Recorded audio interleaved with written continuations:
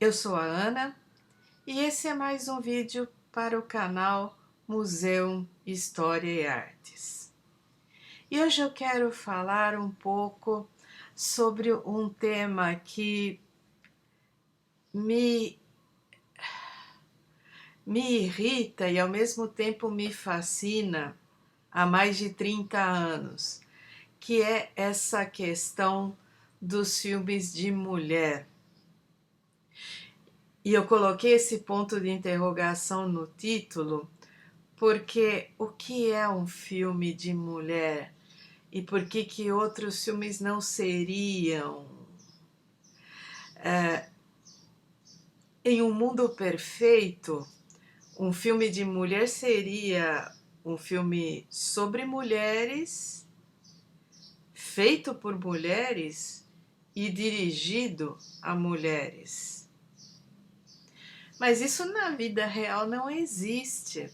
Uma boa parte dos filmes que são considerados de mulher na indústria são feitos por homens, são dirigidos por homens, inclusive os mais premiados. E essa é a primeira provocação que eu tenho. A segunda é pensar o que no imaginário popular, na percepção do grande público, não do público de nicho, não do público mais intelectualizado, mas do grande público, daquele público que as pesquisas de opinião, o marketing e tudo o que envolve a indústria persegue. Na percepção desse grande público, haveria uma diferença entre emoção e sentimento. E é lógico que isso existe, mas a emoção, por ser mais propositiva, por possibilitar mais a ação, estaria nos filmes destinados a um público mais geral e mais masculino. E o sentimento, porque requer uma reflexão, uma introspecção e uma sensibilidade, seria para o público feminino. E essa é uma leitura que eu tenho. Eu não fui atrás de nada acadêmico, não é? Porque eu quero compartilhar com vocês a minha percepção. Esse canal não foi feito para reproduzir nem o senso comum da indústria e muito menos para ser um repasse acadêmico. Esse canal é para que eu me divirta dando palpite e pitaco nessas questões. Então, eu sigo esse raciocínio há muito tempo, não é de hoje. Lá nos anos 90, eu tinha um casal de amigos. Ela foi uma das minhas melhores amigas até falecer precocemente. E o marido era amigo de amigos. E era uma pessoa extremamente competitiva, especialmente porque ele era formado em história também, mas não era uma pessoa que tivesse perseverado no campo acadêmico. Ele não tinha pós-graduação, ele dava aula em cursinhos, esses colégios desse pessoal pré-vestibular, né? E um dia, numa mesinha de bar, estávamos em um grupo maior e eu falei de Tomates Verdes Fritos, que é um filme muito legal. E ele virou e falou assim: ah, isso é um filme de mulher. E havia na mesa outros homens. Havia o meu marido, que gostou muito desse filme, por toda a questão racial do sul dos Estados Unidos e tudo que isso implica, porque é um filme de crítica social muito interessante. E havia o irmão desse cara, que era da área de psicologia e que era LGBT. E ele virou para mim e falou assim: não liga, meu irmão é um idiota. E é claro que irmãos podem falar esse tipo de coisa uns dos outros. Eu não poderia chegar para esse cara que estava no meu círculo de amizades de maneira indireta e falar: você é um pamonha, você não tem o menor discernimento. Como é que você cataloga um filme sem ver só porque ele é estrelado por mulheres? E aí eu vou para uma outra provocação, que é que para muitos componentes desse grande público, sejam homens, meninos ou até mesmo mulheres, basta que um filme tenha protagonistas femininas e que o núcleo central do drama seja desse universo para ser considerado um filme de mulheres, e acaba passando ao largo de que muitos desses filmes são extremamente complexos e que abarcam muito mais do que aquele roteiro, do que aquele conflito central. Como Tomates Verdes Fritos, podem ser filmes que critiquem todo um contexto social que vai da homofobia, da misoginia, do racismo, de tudo o que implica o universo de conflitos, porque ser mulher não é um fato isolado. A maioria de nós acumula mais de uma exclusão social. Tanto que, muitas vezes, como a própria Thalita Cabral, que eu participei durante mais de um ano de programa junto com ela, é raça, classe e gênero. O gênero sozinho não define. O gênero normalmente acumula concomitantemente outras exclusões. O gênero por si só não define a maioria das mulheres, define apenas uma parcela de um meio social privilegiado e de uma etnia privilegiada. Elas podem se concentrar no gênero porque são brancas e fazem parte de um meio social que não passa nenhum tipo de privação. Mas a partir do momento em que você associa as exclusões da raça e da classe, o gênero por si só não explica nada. E um bom filme é um bom filme para todo mundo, não apenas para mulheres. É um filme em que as outras exclusões também são levadas em conta, também são tratadas de uma maneira coerente, crítica e especialmente com a empatia suficiente para criar no público uma noção do que realmente está acontecendo e não para ficar afagando preconceitos, como muitas vezes outros tipos de filme fazem. Então, o que eu consideraria filme de mulher seria um filme que fosse completo dessa maneira. Mesmo que eu não goste dessa rotulação, porque eu creio que um bom filme é para todo e qualquer público em algum momento da vida. Prestem atenção nisso. Um filme que aos 20 anos nos pareceu idiota, muitas vezes aos 50 vai nos arrancar lágrimas. Então, muito cuidado. E há também filmes que na juventude nos parecem geniais e na idade madura mal conseguimos suportar de tanta vergonha alheia.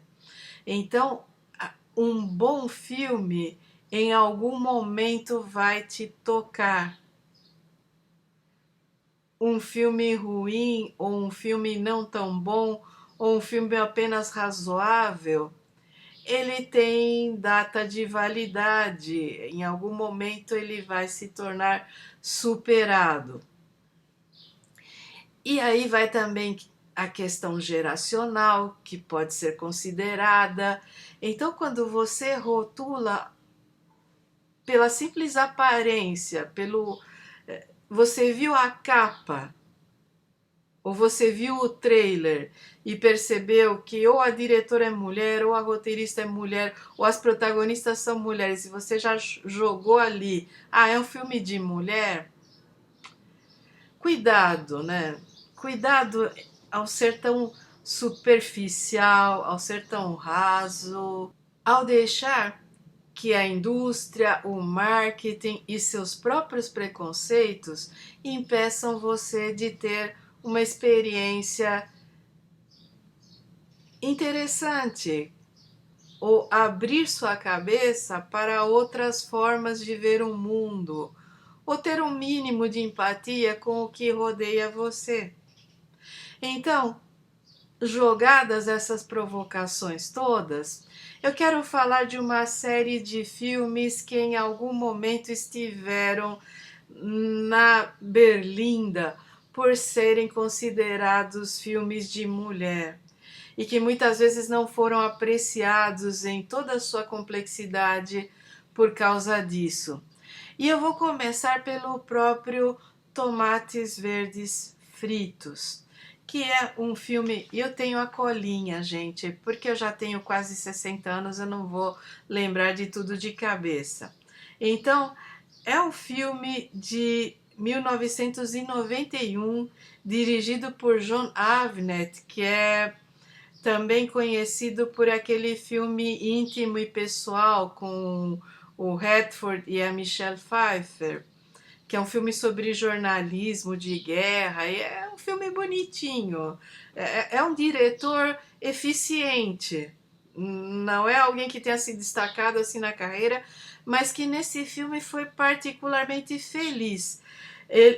O filme é adaptado do livro da Fanny Flagg, é um livro lançado em 1987, que se chama Tomates Verdes Fritos no Café da Parada do Apito. Porque quem assistiu há de se lembrar que os tomates eram servidos naquela cafeteria que ficava naquela estação de trem, que não era propriamente uma estação, era só um ponto ali, né? No meio do nada. Porque o filme é tão incrível porque mostra todos esses conflitos raciais, essa misoginia, a homofobia e todo aquele caldo de cultura do sul dos Estados Unidos na primeira metade do século XX, no meio do nada, sabe? No meio do nada, literalmente. Então, é um filme muito bom, é um filme que eu já assisti e reassisti várias vezes com interpretações maravilhosas. Você tem ali um elenco feminino impecável, impecável do início ao fim. E eu não quero me deter nisso, porque o que eu quero dizer é que se você se permitir, se você não se sentir agredido pela presença feminina no elenco e por todo esse sentimento e esse drama, porque não é melodrama, é drama, é um filme sobre a vida real. É uma história muito bem contada sobre fatos que aconteciam corriqueiramente, tirando um detalhe ou outro mais irônico. sabe? Mulheres espancadas por maridos ignorantes, polícia racista, homofobia em uma sociedade em que qualquer amizade que tenha um ponto além pode ser considerada como algo perigoso. Isso existe no mundo até hoje. Então não há exagero ali. Se você é uma pessoa de cabeça aberta, de mente crítica e não se sentir agredido pela presença feminina, é um filme interessantíssimo, é uma crônica de época. E tem cenas memoráveis, porque quando você joga para o presente, toda a história da personagem vivida pela Kate é inacreditável. Aquela cena no estacionamento em que aquelas moças debocham dela e ela arrebenta com o carro e vira e fala: eu posso ser velha, mas eu tenho seguro. É boa demais, é muito bem feita. É como muitas vezes a gente, enquanto pessoa madura, se sente diante da arrogância da juventude. Seja uma arrogância perpetrada por mulheres ou por homens. A vontade que se tem de pegar uma marreta e sair destruindo é enorme. Então, esse filme foca em uma série de questões extremamente interessantes, e quanto mais velha a gente fica, mais significativas essas questões se tornam. E aí eu quero falar também de um filme que é subvalorizado, que é muito raro que eu veja alguém falando, que é um filme chamado O Clube de Leitura de Jane Austen, dirigido pela Robin Swicord em 2007 e baseado no filme da Karen Joy Fowler de 2004, que também com um elenco feminino impecável, com uma história muito legal e que é uma história que foi escrita para reproduzir muito do clima de crítica social que tem nos livros da Jane Austen. E olha só, é um filme baseado no livro de uma mulher e dirigido por uma mulher que não teve grande impacto, que teve aqui uma menção, outra, um prêmio aqui. É um filme que passou despercebido, de certa forma. E no mesmo ano foi lançado P.S. I Love You, dirigido por Richard LaGravenese, no ano de 2007, e por coincidência baseado em um livro de 2004 de Cecilia Ahern, uma escritora irlandesa. Os dois filmes, quer dizer, os 3 filmes até agora são produções dos Estados Unidos. Mas P.S. I Love You recebeu muito mais publicidade, foi muito mais distribuído nos cinemas. E eu não estou dizendo que isso aconteceu porque o diretor era homem. Eu creio que foi um conjunto de circunstâncias. É um filme que, com o tempo, é uma comédia agridoce, muito gostosa de assistir, mas que não se destaca como um grande filme, mas que foi tão bem vendido à época, porque juntava a Hilary Swank, que vinha de receber 2 Oscars, se eu não me engano, um por Meninos Não Choram e outro por Menina de Ouro, e o cara que era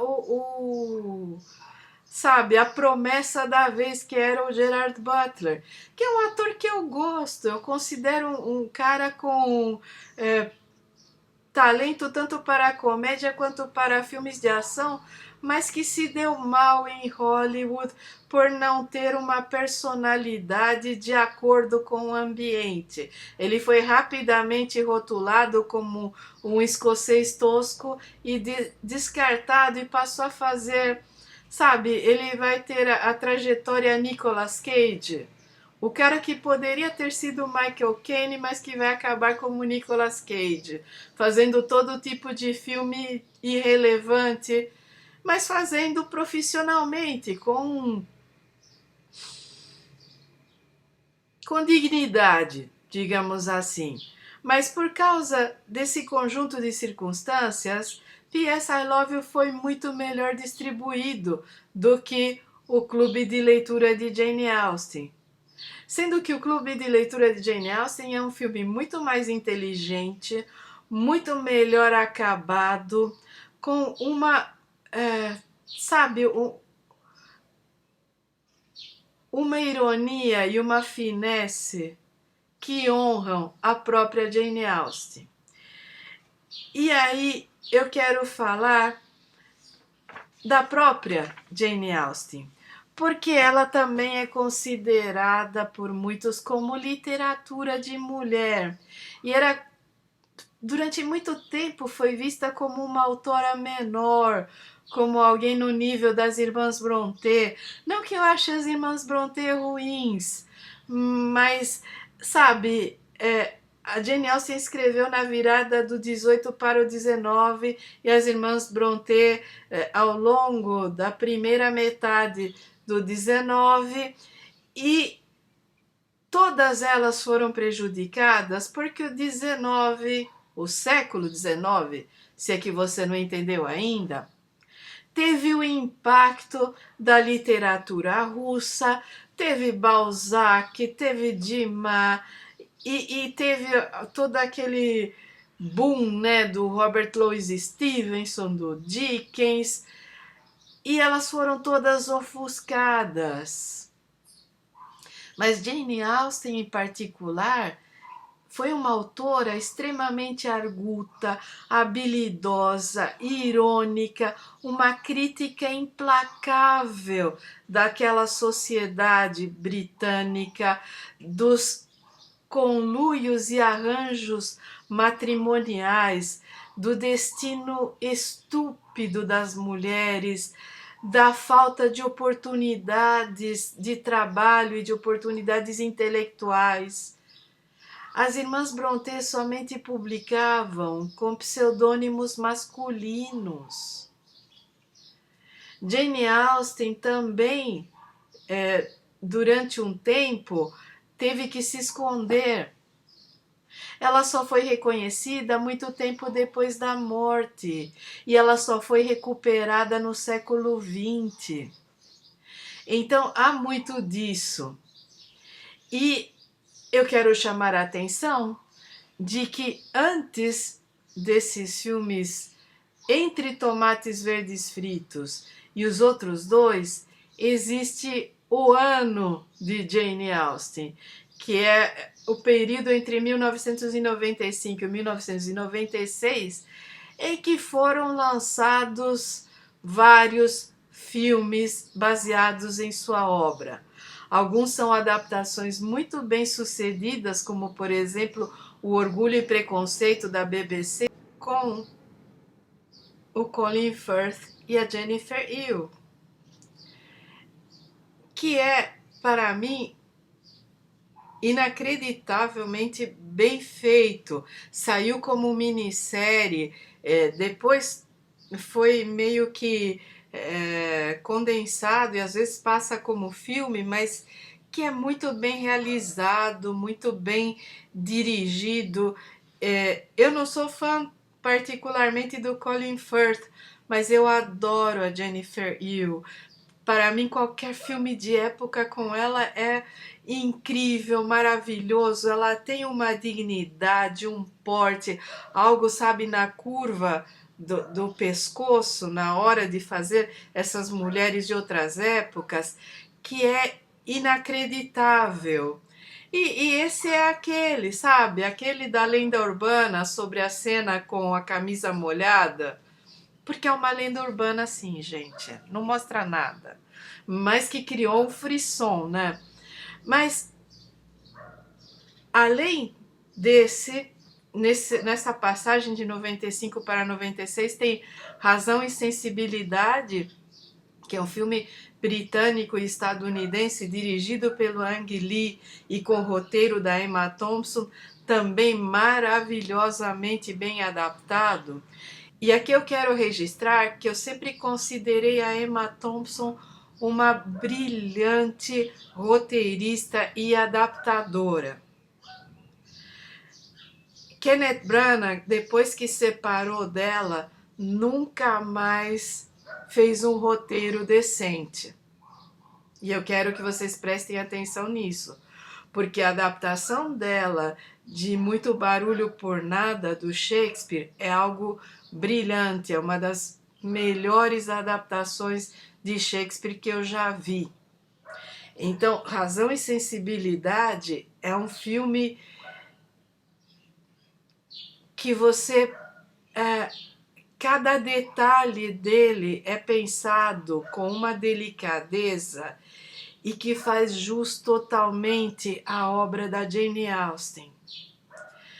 Também nesse período saiu Persuasão, que Persuasão foi um telefilme da BBC, foi uma daquelas produções feitas para a televisão que aqui no Brasil não teve impacto nenhum. Foi dirigido pelo Roger Mitchell em 1995 e tem o Ciaran Hinds, aquela moça Elliot, quer dizer, moça, né? Atualmente ela deve ter a minha idade, eu acredito. Mas que é um filme muito bem feito, com um clima mais denso, mais escuro, e que tem a ver com o clima do livro, né? E tem também outra produção que é dos Estados Unidos e do Reino Unido, que é Emma, do Douglas McGrath, de 1996, que tem o Jeremy Northam, a Toni Collette e a Gwyneth Paltrow, né? Fazer o quê? Que tá boazinha. Mas, além disso, nesse período de 95 para 96, há um filme que vocês chama Clueless e que vocês vão conhecer como As Patricinhas de Beverly Hills, que é uma adaptação livre de Emma, de Jane Austen. E eu não sei o que aconteceu nesse momento para ter 5 filmes sobre a obra da Jane Austen e filmes de qualidade. Alguns vão sobreviver ao tempo maravilhosamente, outros vão ficar datados aqui ou ali, outros não vão superar as limitações, porque um filme feito para a televisão não é pensado da mesma maneira do ponto de vista de direção de arte e jogo de câmera do que um filme feito para o cinema. Então, é claro que Persuasão perde muito para Razão e Sensibilidade, e Orgulho e Preconceito, por ter sido pensado como uma minissérie, pode resultar lento para certos públicos. Mas são todos filmes que em algum momento foram considerados filmes de mulheres. Assim como os livros da Jane Austen, assim como tudo o que isso implica. E a gente precisa pensar, por que que esse rótulo diminui a apreciação de um filme? Por que que um filme impecável, extremamente bem feito, bem dirigido, bem roteirizado e com tudo para agradar, por ter uma história inteligente, passa a ser considerado um filme de segunda categoria a partir do momento em que é rotulado como um filme de mulheres, mesmo quando recebe prêmios? Há muita coisa errada na nossa sociedade e não é só que precisamos falar sobre isso. Não podemos parar de falar sobre isso. Porque isso me leva ao último filme que eu selecionei. Gente, eu deixei de fora muita coisa, eu deixei de fora muitíssima coisa que eu gostaria de falar, mas que eu me detive naqueles filmes que não só me marcaram como pessoa, mas que me fizeram pensar nessa questão do rótulo. Há outros filmes que poderiam ser incluídos, mas que eu não quero ficar uma hora falando. Então, eu quero falar de A Excêntrica Família de Antônia, um filme que tem roteiro e direção de Marlene Gomes e que foi feito na Holanda em 1995 e recebeu o Oscar de melhor filme estrangeiro em 1996. E que é uma história deliciosa, que vai do neorrealismo ao realismo fantástico e que a diretora experimenta várias sequências narrativas muito peculiares, tem um elenco excelente que a gente, como é um filme holandês feito por atores holandeses, você não tem sequência, você não sabe o que aconteceu com essas pessoas, se elas tiveram sucesso na carreira ou não. Tem algumas pessoas que você vê às vezes no cinema europeu aqui ou ali, mas que as pessoas esqueceram muito rápido esse filme, que é o problema com o Oscar de melhor filme estrangeiro, que muitas vezes premia filmes excelentes, mas que por causa dos preconceitos da indústria do cinema dos Estados Unidos e do próprio grande público, as pessoas não vão atrás, as pessoas esquecem muito rápido desses filmes. É só pensar que o Parasita é um filme excelente sob todos os pontos de vista e a obra do diretor Bong Joon-ho é incrível e já foi descartada em pouquíssimo tempo. O público é muito volúvel, o público às vezes é fiel a verdadeiros nichos absurdos, assistindo filme após filme sem, sabe, sem qualquer senso ou capacidade crítica, e às vezes descarta muito rapidamente produtos extremamente bem acabados. E foi isso que aconteceu com a Excêntrica Família de Antônia, especialmente porque foi rotulado como filme de mulher. Parasita sofre o preconceito de ser um filme não branco, e isso vai continuar. Mas no caso de A Excêntrica Família de Antônia,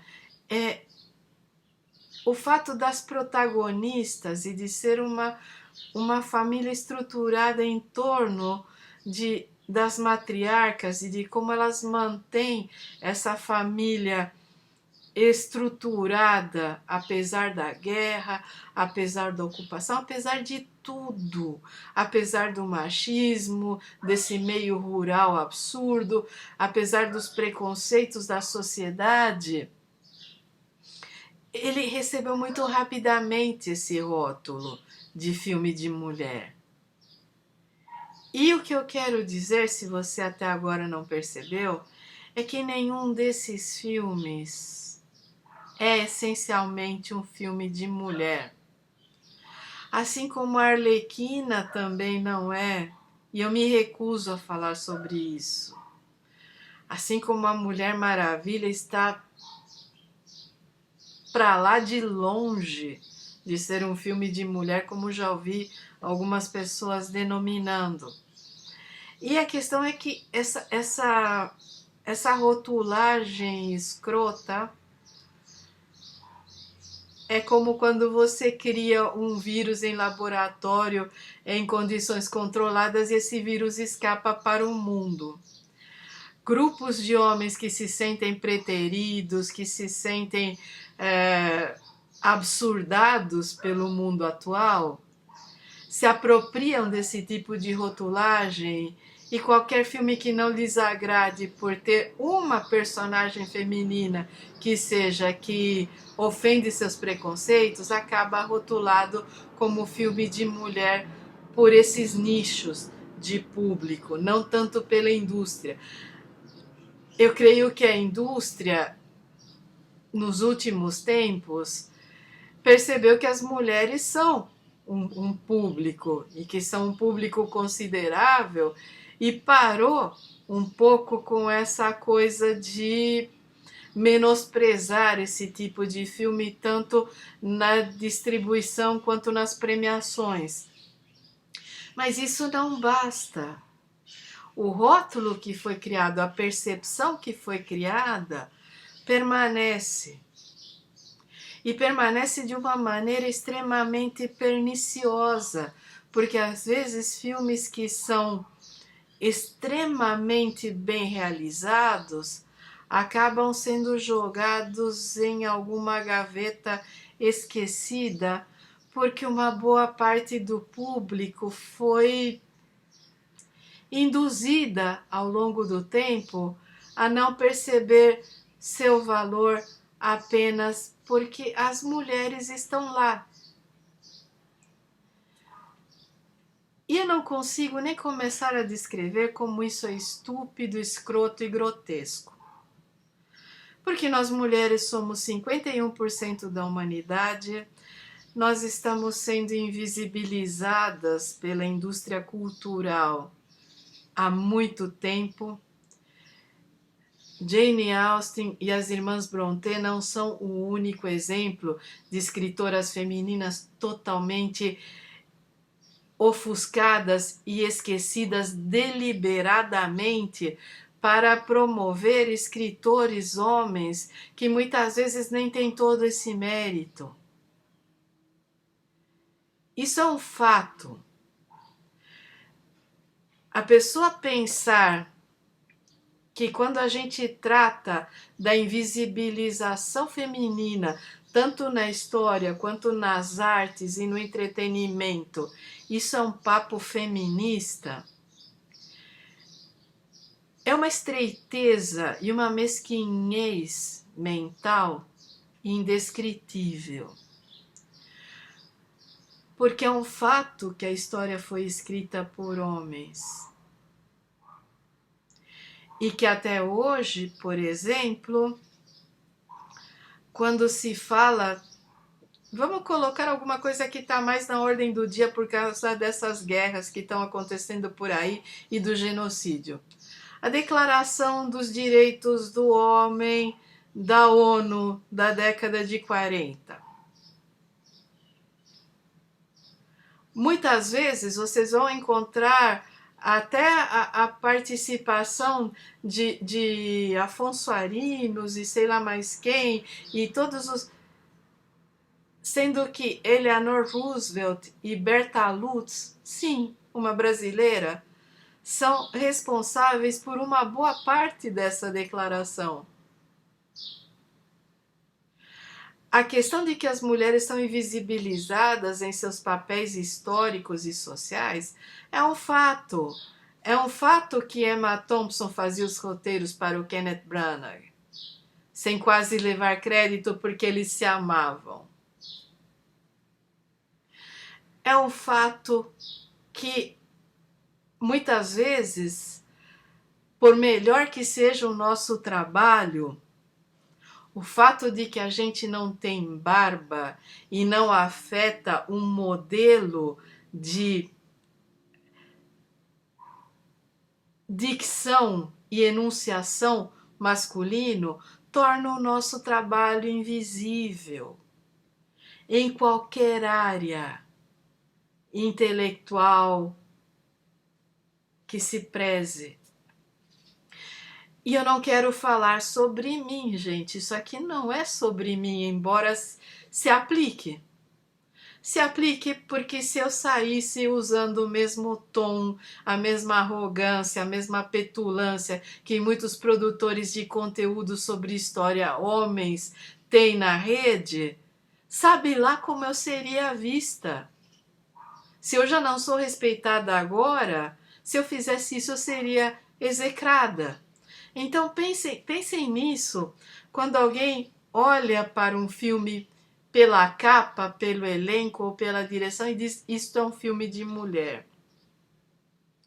Porque eu não creio que existam filmes de mulheres. Como eu já disse, em um mundo ideal, os filmes de mulheres estariam repletos de códigos secretos, de alusões, de coisinhas que só nós mulheres, por sermos essa gigantesca irmandade, compreenderíamos, nossas netas das bruxas.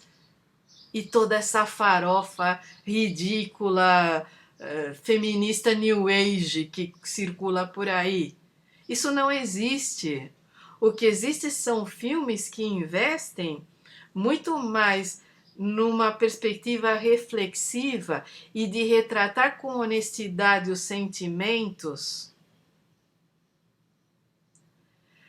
do que aqueles filmes que se concentram na ação e na emoção, arrancando de você picos, né, de medo, de raiva, sabe, de ansiedade, Não, um filme mais reflexivo, ele vai fazer você pensar do início ao fim. E isso ser considerado um filme de mulher é menosprezar o público masculino.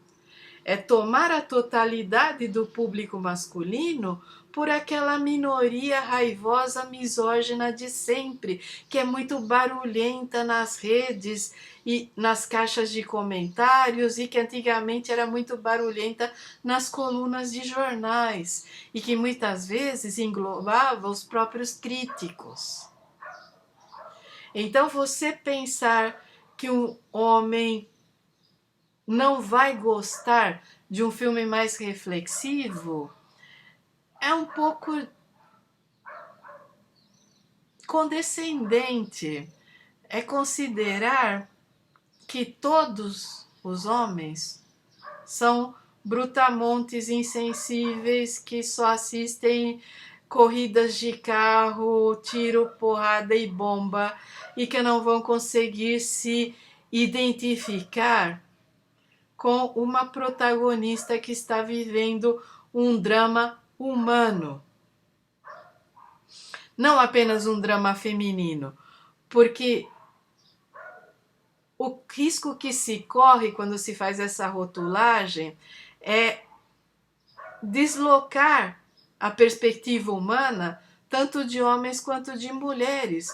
Considerar que um filme de e sobre mulheres tem alguma coisa que não pode ser aberta para todo o gênero humano. Cuidado, porque o contrário também se aplica.